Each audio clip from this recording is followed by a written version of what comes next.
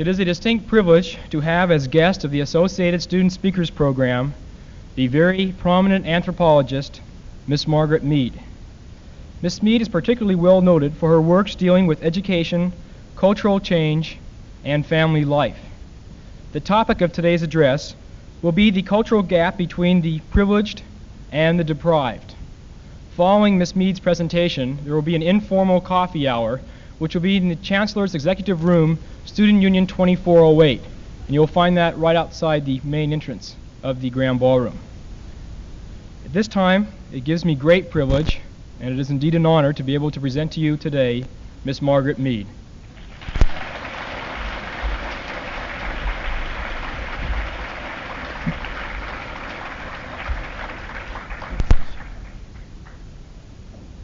Mr. Chairman, I want to first explain this stick so you can think about something else.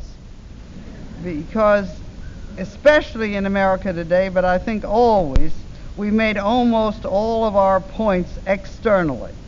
This is being done rather heavily at present with hair, but it isn't surprising because people have come to this country from all over the world wearing all kinds, or used to wearing all kinds of clothes. And the quickest way to become an American was to buy American clothes and keep your mouth shut. And this has been practiced by immigrants for a very long time. So I suppose the fact that clothes are looming so large today that school boards are getting to the Supreme Court over them and all the rest of this nonsense is part of the same thing. Anyway, I know by experience that because this stick is unique in the United States, it's fascinating. Now, it doesn't mean I'm a leader of a religious cult. It came from England. I bought it in London. It doesn't come from the South Seas. I bought it in London in the stick center of the world. And it's called a thumbstick because you put your thumb in it. And I carry it because I've broken my ankle 4 times and I'm tired of the food lift on United Airlines. I think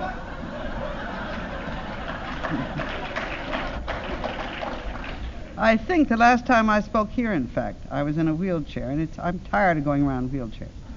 And the only way that it's symbolic of anything, after I've said that all external things are symbolic, is that I have the courage to do something that will make people stop and be surprised. And if you notice that every child over 2 and most dogs immediately notice this stick.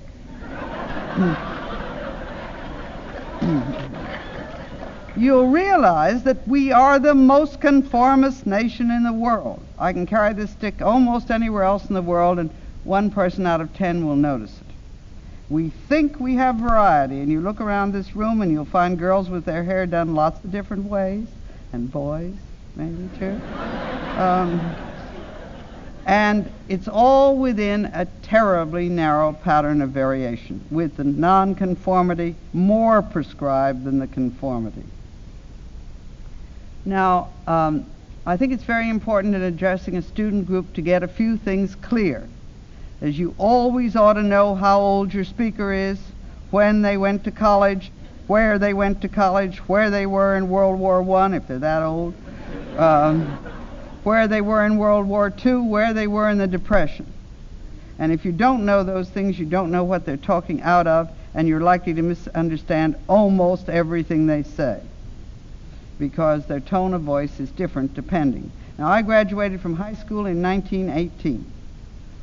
I was a post-World War student in the flapper period right after World War I. When I cut my hair, the whole barber shop wept.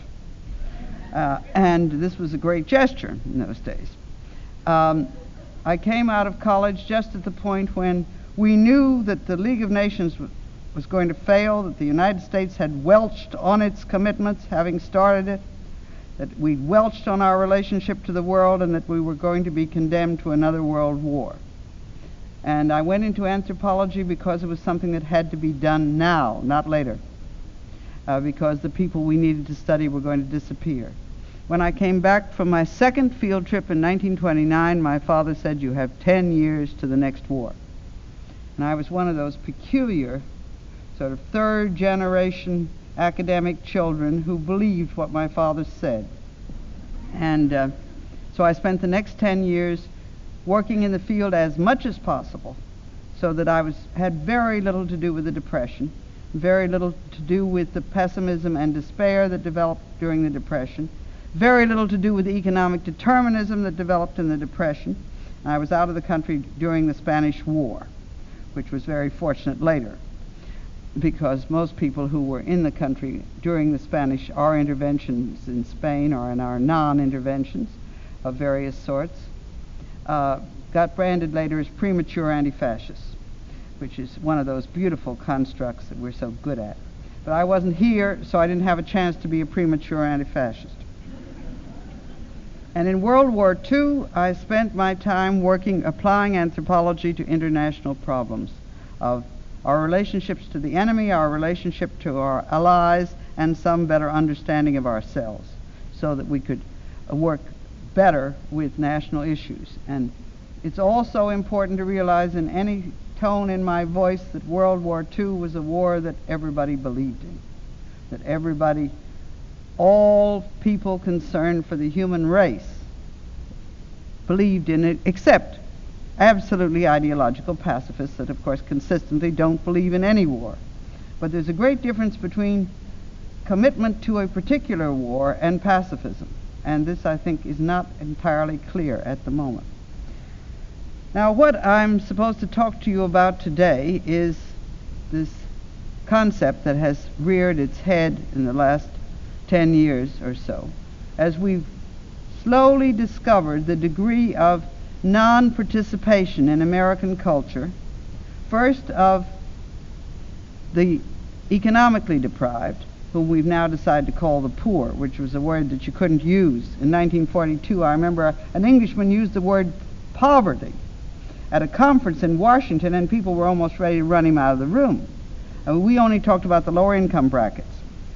And we thought anyone who mentioned poverty was just so undemocratic. You know, you couldn't have them around the place.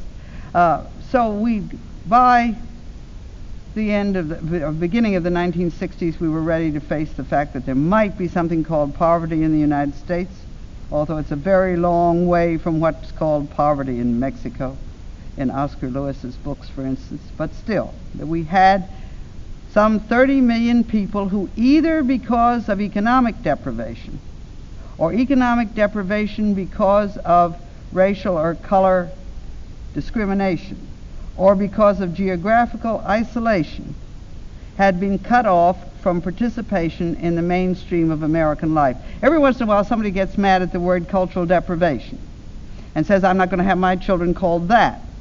And they think it means they don't play the piano. And this is not, of course, what we're talking about. We're not using culture in the sense of UNESCO.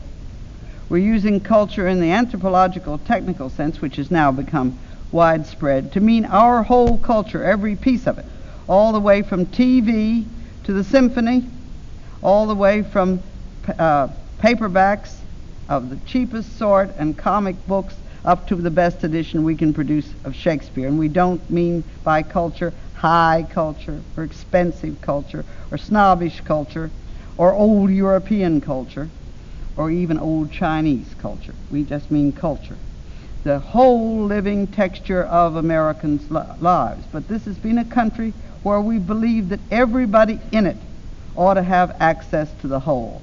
That is rather one way of saying what we mean when we say any boy can be president. We don't mean any boy can be president, but we mean any boy should have access to the whole in that his ability will permit him to take. We mean that every grade school in this country should lead to a high school that leads to a college, that leads to a professional school, that leads to the national level. Though most people will be content with a local level or a regional level or some other level. And we're very, very lucky in that we've got such diffuse great cities, that we don't have everything concentrated in one place, that there are enough professorships to satisfy the wildest dreams of ambitious boys who don't become president. This, of course, is not true in any other country in the world except the Philippines, I think. But in most European countries, there may be 10 professorships in the country, and the people who don't make them are just finished. In this country, there's always another university being started in California, so you're safe. And what we mean by cultural privilege is full participation in the United States. And I want to define privilege before I define deprivation any further, because there's some other deprived groups that we don't usually think of. The culturally privileged of the United States know there's an East Coast and a West Coast and Middle West. They know that the South isn't a terrible, renegade, awful place where everybody behaves badly as compared with the beautiful North where everybody behaves well. They also know that the North isn't a terrible place where everybody's a hypocrite as compared with the South where everybody is so sincere. They know that this country was made up by strains from all over the world. They know that the group we call Negro Americans are of a mixed group with a great deal of Caucasian ancestry, and that any reference to Africa is academic and nonsensical, any more than we go back now and test the IQ of people in Wales. You know, I've got a great-great-great-grandmother who came from Wales. Her name was Reese. And they did a study fairly recently on the effect of monolingualism and bilingualism in Wales. And I don't think it has a thing to do with me, not one little thing. And they know that the nonsense that gets talked in this country, when somebody goes and tests some babies somewhere in one small African country that nobody in this country has one ancestor from, even 20 generations back, and discover that the babies are brighter, younger. That's supposed to be very bad, you know, because animals are brighter, younger. So if you're stupider or younger, that's a great human trait. And but they know the position of Asians in this country and the conditions under which they came and the conditions that have governed the position of Chinese in this country. They know the contrast between Hawaii. They know why we behave in Hawaii so well, because quite a lot of Americans had to be polite to a Hawaiian monarch for a while. And anyway, they're big and can win Olympic Games and things. And so we're relatively polite, or were. But they've got some grasp of the history of the country, of the diversity of the country. They've seen other parts of the country. They don't blanch when salad is placed in front of them instead of soup, nor when soup is placed in front of them instead of salad. They survive. They've moved around a bit, and they've had some access to Europe. Maybe they haven't gone there themselves, but they've met enough Europeans to know that they're people.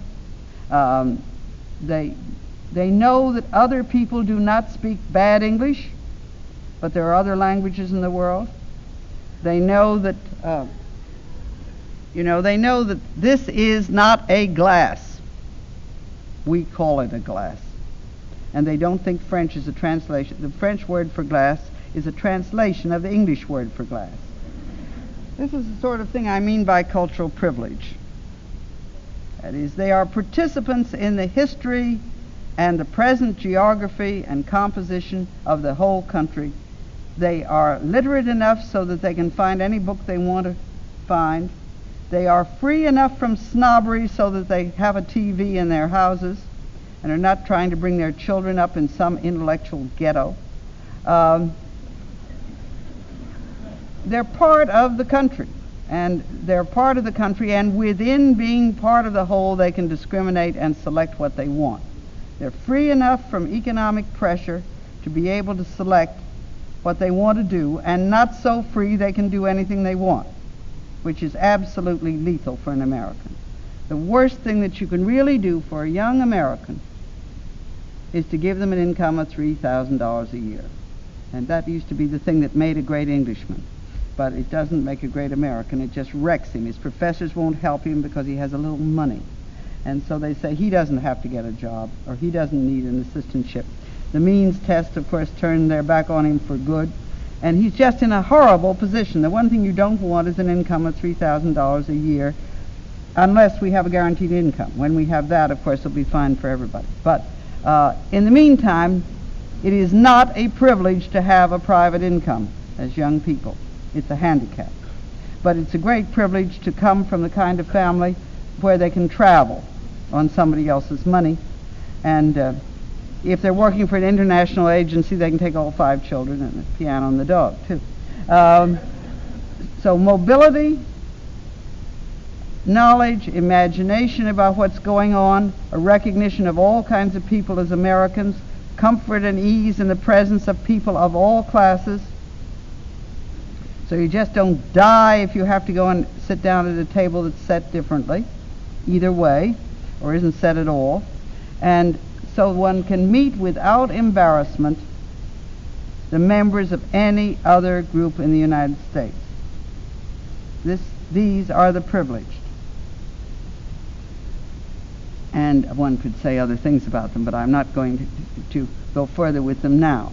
I understand as such privileged people, this university has a very lively program in which you're attempting to help those who through economic or ethnic deprivation have been cut off from learning to read, being, as the phrase that was used when Head Start was begun, from becoming dropouts the first day. And we have in this country hundreds of thousands of children who today are dropouts from the first day of school, who are so discouraged by the gap between them and their teachers, who find that nothing they say is understood and nothing makes sense, and begin not learning and progressively don't learn until they reach the age in which they can be permitted to leave. And the programs that are being developed, like VISTA and like tutoring programs and all of these programs that are being developed here, these are attempts by those who have participated in our own tradition to share this with children sufficiently so the children will feel they can learn, because this is the important thing. What we know about human beings all over the world is they can learn anything provided they've seen somebody do it whom they think they are like.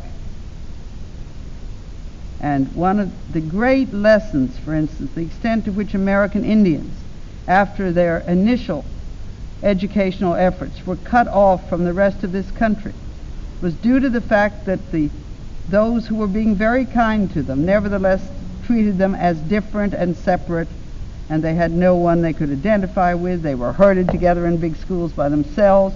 They were told they were all Indians, and Indians were different from other people, and who were Indians? People that once hunted the buffalo.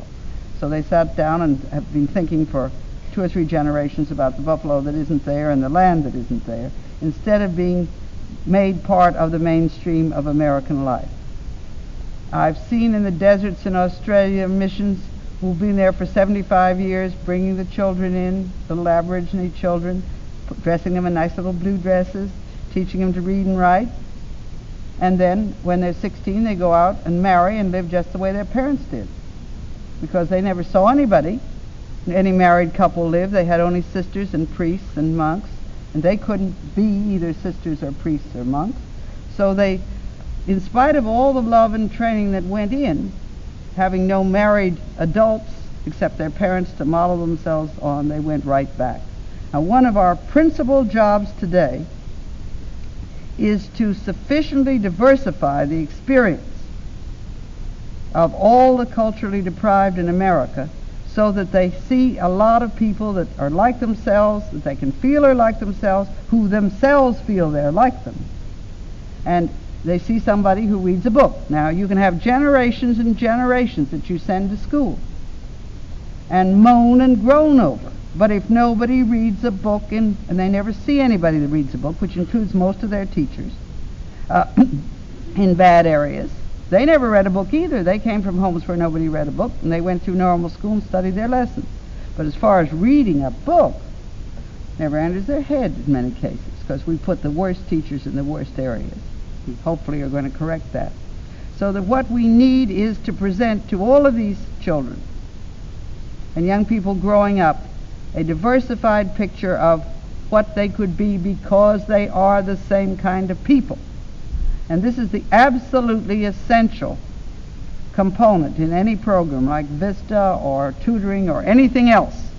The people that operate in it from the privileged group, that's the people who've had access to our whole culture, must have some sense that they're dealing with people who are just like themselves, except they happen to have slightly different skin color, a different accent, possibly belong to a different church, were born in a different country, and use their fork differently. And that these things are all accidents of culture, and the differences they find that are not physical are all accidents of culture and have no psychological or cultural relevance. Now, we've seen all over the world the difference that it makes when people meet people with whom they can identify.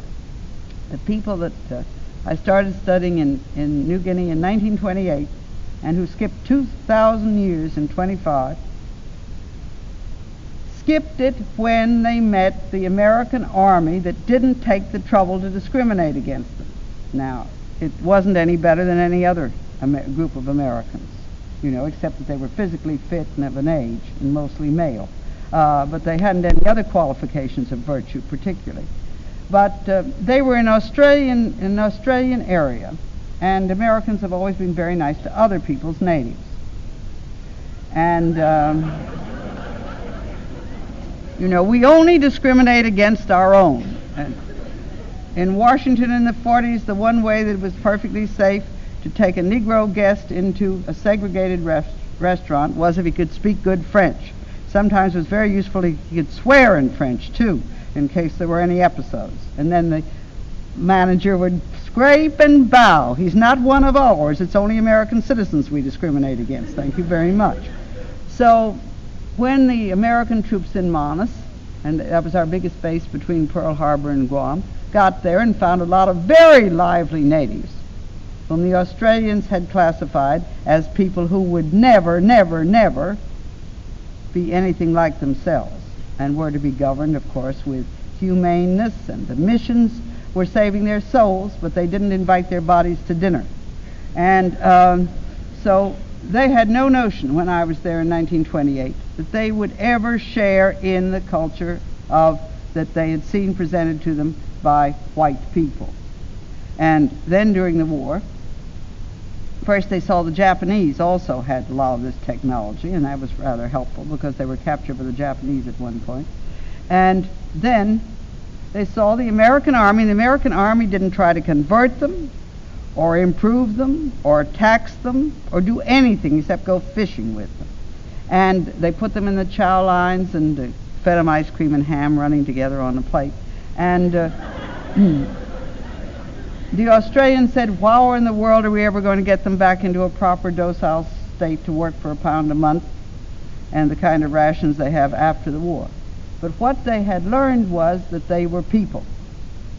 What they learned was that they were people like anyone else.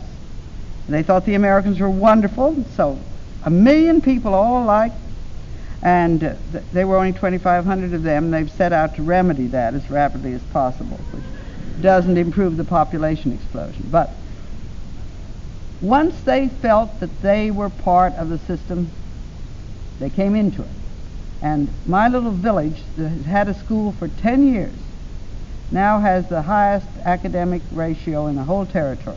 They're turning out children that are going on to higher education at the rate of 20 a year. The village is between 400 and 500 people. And because a second thing has happened, and this is very relevant to our poverty program. In the old days, the schools were mostly in the hands of the mission, and the mission wanted to turn them back to be mission teachers and catechists and pastors in the different missions. They never went anywhere. They finished the school in New Guinea, and that was that. Now the elementary school in New Guinea leads to the University of Sydney.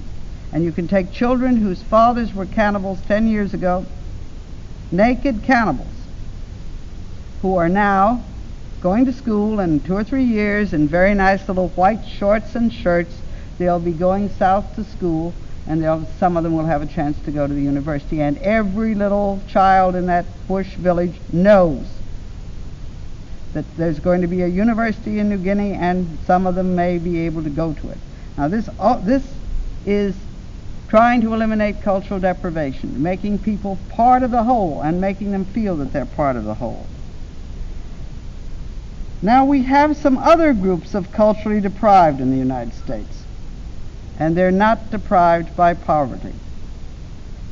They're not deprived because they happen to have an ancestor who came from somewhere beside Western Europe.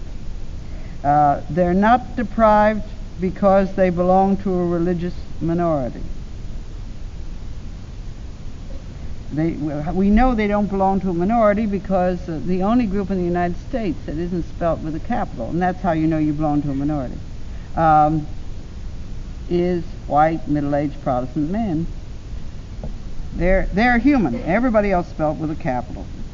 I mean, women, youth, the aged, labor, management, agriculture are all spelt with capitals. And of course all religious groups are spelled with capitals, and most unfortunately the Negro fought to be spelt with a capital, and it's done him more harm than anything else because it makes a great big lump of a tremendous diversity of people who ought to be people and not classified with a capital letter. It's perfectly all right to spell Africans with a capital letter because they come from Africa, and or spell a man from Nigeria. I always spell the Igbo with a capital letter, though at some point they may decide it's safer not to. But nevertheless, those are groups with real identity. But in this country, what we want to do is to blend all our citizens together as citizens of the United States and not spell them with capitals. Of course, spelling the poor with a capital is one of the oddest things we've thought up recently. And the recent election in Los Angeles shows that Americans don't want to be classified as poor. And I think that's much more responsible for the fact that you got, I believe it was 0.1% out to vote. You come up to the door and say, "You're poor, aren't you?" Now,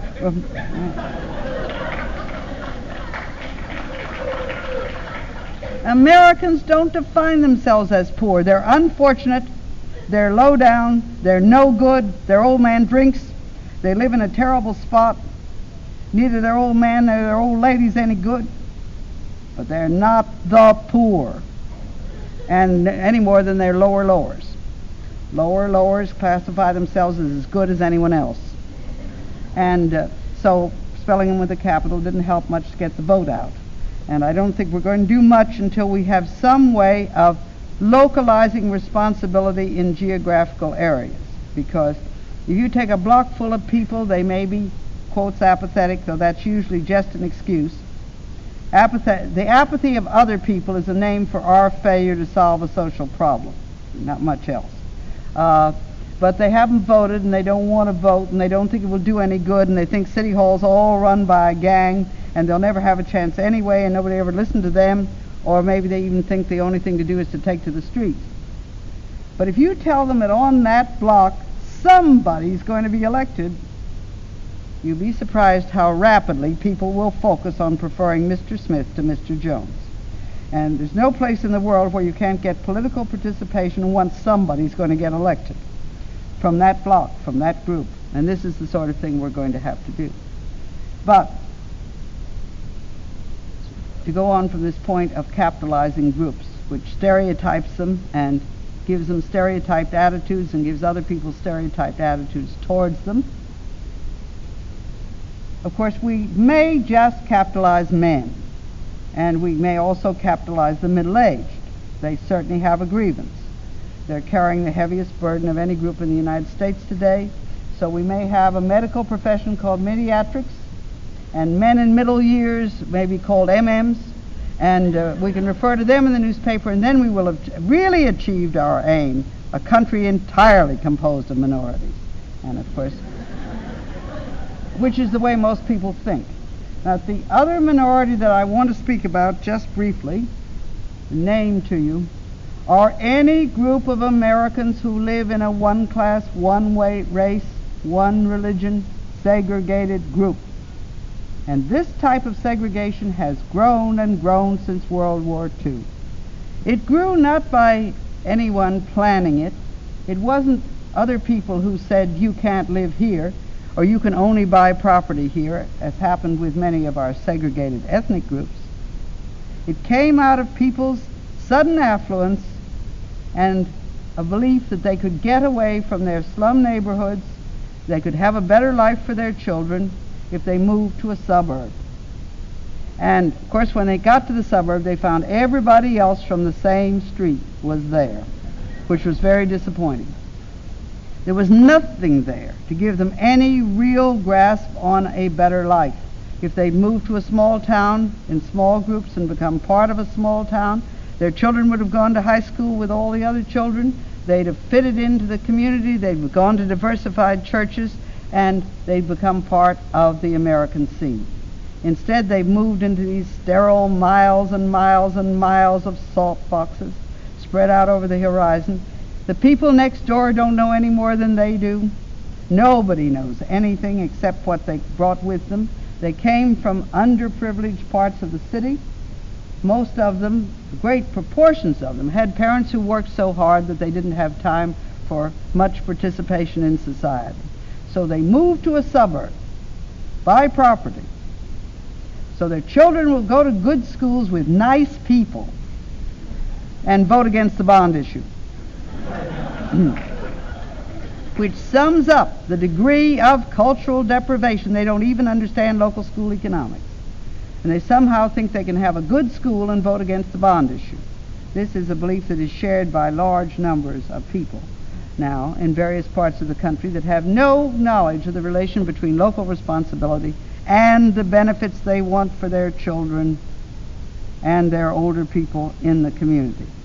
So that we have a mass of culturally deprived people today who've never talked to anyone of any other race, who would be scared to death if they were invited to dinner by anyone who was richer or poorer or more traveled than, or worked at a different level than they do. If they're white-collar people, they're scared of people who wear blue collars. And if they're blue-collar, they're scared of people who wear white collars. In England during the war, they used to say, this was the period when duchesses used to invite enlisted men to tea as part of the war effort, and the enlisted Englishman will go. He knows how to say, yes, your grace, and he balances his teacup as he was taught in board school, and he goes. But if you asked an American to dinner, we tried it with sentence completion. If you ask an American to dinner, he probably won't come. Now, this is the kind of cultural deprivation that we are growing on a massive scale, so that people just don't know anything about anyone else. They read a piece of nonsense about what somebody did in Africa 150,000 years ago, and they don't know enough to correct it. They've had no experience. Their children grow up and go to school with people of the same kind. Then they go to college with people of the same kind and become teachers and go and teach people of the same kind. And you have absolute compounded, insulated cultural deprivation, which is not due to poverty, not due to hunger, not due to the fact they're discriminated against, but which is the mirror image of the other kinds of segregation we have in this country, because the suburbs grew from people who lived in the bad slums. The suburbs grew from people who lived under conditions where they couldn't learn to like anybody, because the boys in the next street were knifing the boys in their block, and this doesn't make for brotherly love. So what we've done is, from our neglect of our slums, and neglect of our rural slums, and neglect of our isolated pockets in mountains, we have generated a mirror image of the poor and the ethnically dispossessed. And so we have two groups of culturally deprived people in this country, and fortunately a fairly large group of the culturally privileged who are going to have to mediate between the two.